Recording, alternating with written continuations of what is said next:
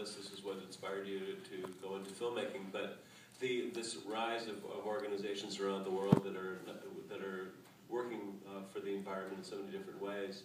How is that for you? Because I know that you're out there campaigning a lot. You go out and you talk to people all the time. Do you feel that there's a real groundswell of support that's happening around the world? Yeah, it's really heartwarming to see what's going on out there. This is the biggest movement that's ever existed.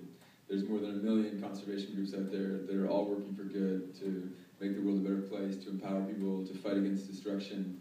And if looked at as a movement, there's no force, no government, no military could combat 1 million groups that are all independently financed, independently run, and doing their own things. So, undoubtedly, we're going to win this, right? We're not going to eat the last shark. We're not going to cut down the last forest. We're going to do this. It's just, right now, navigating that strategy so that we do it, and with the least amount of destruction possible. Continuing the fight all the way through. How do you feel now? Paul Watson is, of course, an amazing character, but of course he's also an incredible radical, right? A character who, for some people, is still controversial. What do you think about what Paul has done over the years and how he continues to go about doing his thing? I love Paul Watson. Yeah. I think this movement relies on diversity. And when we released Sharkwater, the first credit that you saw there was kind of like a choose-your-own-adventure for shark conservation. And my two favorite groups that we were working closely with at the time were Sea Shepherd and Wild Aid.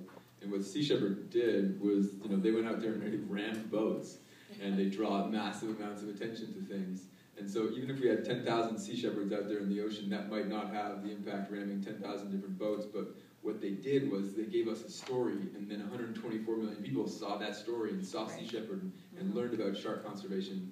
If we jumped on board with a less radical group and made a movie about, writing government policy and writing letters and stuff, it might not have kick-started the movement as much as working with Paul. And Paul really taught me, to not care much about the rules. The rules were made and have created a system that's destructive and that's not working, so to abide by those rules would just be crazy anyways. The other group that we worked with was Wild Aid, and Wild Aid is the foremost group on getting Chinese celebrities on board these causes and working to curb the demand for shark fins. And their public service announcements have been seen by more than 1 billion people around the world, and they brought Yao Ming into the shark movement. We re-edited Sharkwater, actually, without Sea Shepherd in it, with Yao Ming and Jackie Chan and Richard Branson, to get it released in China so we can get even more people to see it, and we gave it to Wild Aid to release it. So, as this movement grows, it's going to be, different strategies. Choose your own adventure. How do you want to change the world? Do you want to ram boats? There's going to be even more radical stuff than Paul Watson out there pretty soon. As a filmmaker, do you take what Paul Watson takes to heart as well? Are you the kind of guy who just will not take no from an answer from producers or broadcasters or distributors who say they're not interested in the next idea that Rob Stewart has to make a film? I wish I could. I wish I had that brazen attitude. I gave up on this movie twice. So when I came back from shooting Sharkwater, I was 22. My parents are right here. Brian and Sandy Stewart, and Jordy Gregg, throw your arm up in the air. Jordy Gregg helped shoot Sharkwater. I called him on April Fool's Day after I taught him scuba diving and said, "You want to come on an adventure and make a shark movie?" Because I didn't know what I was doing. I didn't know anyone that made movies. And when I came back from shooting Sharkwater, I was, hundreds of thousands of dollars in debt. I had dengue fever, West Nile virus, and tuberculosis, and I had no idea how to make a movie. And I had this giant case full of 137 HD tapes that needed a tape deck so expensive I couldn't even watch them. Because the tape deck to play these tapes was $150,000. So I really had no idea what I was doing. And so I cut a little trailer for Sharkwater, which I still have. And I started running it around to these wildlife film festivals. This one didn't exist at that point, but there was one in England, one in Jacksonville, Wyoming. And I pitched my little heart out. And I went from being a massive introvert, like I spent my time underwater hanging out with fish. And all of a sudden I had to run around and talk to adults. And, you ask people for stuff, and please will you listen to me? Will you listen to my can I tell you what I want to do and about this movie and this adventure? And I got turned down by everybody. Everybody turned us down. And at the last one, I was just at the end of my rope, and I said if I can't get Sharkwater going at this film festival, I'm moving to Australia. Because I want to be back underwater, I want to be back with my animals, and I got turned down by everyone. But I met David Hannon, and David Hannon offered me a little gig shooting a starfish movie on the Great Barrier Reef. And he said he couldn't pay me, but he said, you can keep all the footage that you shoot. And so I thought, okay, I can move to Australia, I can shoot a starfish movie, and I get to own all the footage. That would be awesome.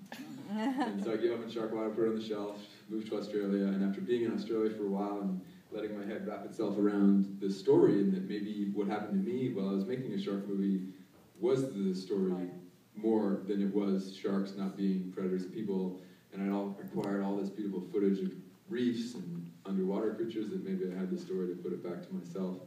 So now I think finally, we've got enough energy behind us that we can make whatever we want to make now. But then, I had to play it by ear. Well, it was an adventure, right? But it turned out the right way, which is that's part of filmmaking too. So we have time for some questions from the audience, and I bet there are people who have some questions. So yes, we have a hand out right over here in the middle.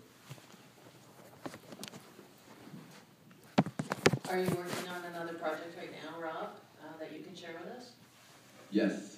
I've got two really exciting projects that we're working on right now. So Sharkwater and Revolution were kind of in the most difficult genre possible to make money and to make. Because feature documentaries don't really make any money. They're really hard to get money behind them, hard to get money to market them. But there's a couple other genres that just roll around in money. IMAX movies. So in IMAX movies, traditionally, they're kind of, they seem a little stale. They're kind of boring, they're designed for kids, they're made by old people. It's sort of weird involved in that genre, but I feel like we're going to shake it up a little bit. So I think IMAX needs some shaking up. Yeah, IMAX needs some shaking up, yeah. So we're doing a seahorse love story. And it's a way of bringing ocean acidification to kids, because ocean acidification is abstract. It's carbon dioxide concentrations dissolving in the oceans, creating carbonic acid, and because of that, coral reefs can't form, and same with the animals that give us the oxygen in the air that we breathe. And climate change took a long time for kids to really pick up on it, right? But saving sharks didn't. It was simple. So we're going to try to position the seahorse as the creature for saving the oceans and saving the world. So this is the story. On the most diverse and dangerous and colorful coral reef in the world lives a pygmy seahorse. It's that big. And they live their entire lives on a rare species of coral called Myrcella. Myrcella is this giant pink sea fan that floats in the current. And they are so perfectly camouflaged on this coral that they've developed intimate social lives. They mate for life. They talk to each other. And the guy gets pregnant. So this is an extraordinary little life cycle that these little guys live.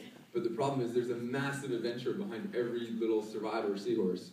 Because when the babies are born, all the babies get swept out to sea because Myrcella lives in really strong currents. So from the time they're born, these little 5-millimeter long seahorses, all they want to do is find their way home to the coral they can't live without. And if they get there, they get a mate they keep for life, and the guy gets pregnant. But on the way, they go through this horrible ecosystem called muck, which we profiled in our next film, Revolution. They've got to fight open ocean. They've got to fight the rise of plankton, the biggest migration on Earth. These creatures that migrate from the dark depths of the ocean into the shallow waters to feed. So like 99% of them die. But this is the pygmy seahorse's quest for love on the most dangerous reef on Earth as an IMAX movie. And then... I love that idea. That's, among other things, the idea of the smallest creature in the biggest film format. Yeah. And it's kind of counterintuitive. And it's the first time in history we can make a movie like that, because you can show a coral polyp that's this big on a 60-foot screen. So a coral polyp's arms are going to look like a willow tree. You'll be able to see coral reefs in a totally different way for the first time, because corals are animals. They're badass predators, and people don't know that. They think they were rocks or colorful plants or whatever. And the next thing we're doing is a television series, because we want, each of these movies has taken me 4 years and 2 years to release, and we need to be in the public faster and more frequently and in a more engaged way. And I think one of the reasons why the conservation movement hasn't succeeded yet is it's just so unambitious. Like if you look at the treaties that are going to come through at these climate conferences, or our highest ambitions for deforestation, we're trying to slow this shit down by 15%. 20%. And if you're a kid, a young person these days, and you're looking at the numbers, by the middle of the century, we're going to have no fish, no reefs, no rainforests, and 9 billion people. But if you guys work really hard, you can have 10% more time on a wholly degraded Earth before you end up eating each other. Like, that sucks. And so I think we failed because of that. You know, it's not bright, but we are so intelligent and we're so connected. And we've got an amazing capacity that if we set our minds to it, what could we achieve if we designed Earth to be beautiful for us and for all the species that lived here? Like, what if we didn't settle for a degraded world? What if we didn't settle for government corruption? What if we actually designed this to work and we put our thoughts and our minds to it? What if we went to the rivers and the lakes for fish? What if Lake Ontario was unpolluted and teeming with life, that you could eat the fish there? You could eat food that was grown locally. Pollution was illegal. You shouldn't be negotiating over what quantity of toxic contaminants a corporation can put into your food, water, air, and body. That's ridiculous. So we need to design a world that's amazing. And I think if we're going to get there, we've got to get the public to co-imagine it with us, to co-create it. And you know, if we just sprout some things into the public, it's not going to get there. So we're going to create an enormously imaginative television series that imagines each one of these seemingly outlandish principles, like what would happen if pollution was illegal? What would the world look like in the future? What would the world look like if extraction was illegal? If you want to make something, make it out of garbage. We've cut down enough forests. We've mined out enough mines. Like, you know, we need to do this right. So we're going to do a TV series to try to get everyone on board so we can imagine that and then push our policy and push our society towards that direction. Woo! Do you have a working title? Well, that was a good question. Anyone have another question? Do you have a working title for the TV series, Rob? Imagine the future. Imagine the future. Right. And release dates for the film and for the TV series? Good question. Good question. I don't know. I mean, the task on my plate right now is to staff up financially and with capacity producer-wise.